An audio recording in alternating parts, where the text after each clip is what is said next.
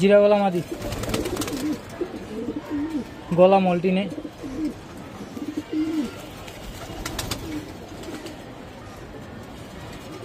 হাত পরে।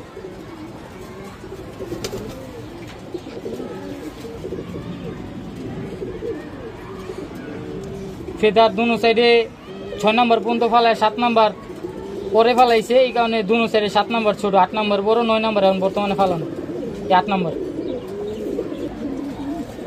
কালিমাদির মাইয়া মল্টিনা ছিল কয়দিন আগে, এখন পুরা ক্লিয়ার হইতেছে।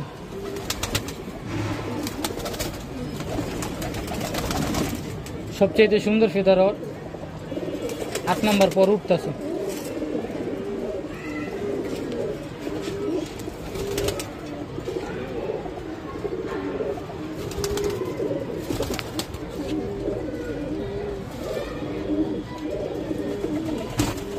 কালিমাদি পুরা বডি ক্রুজ ছিল, ক্রুজ ক্লিয়ার শেষ, এখন শুধু ফেদার পড়তেছে, 8 নম্বর ফেদারে আছে।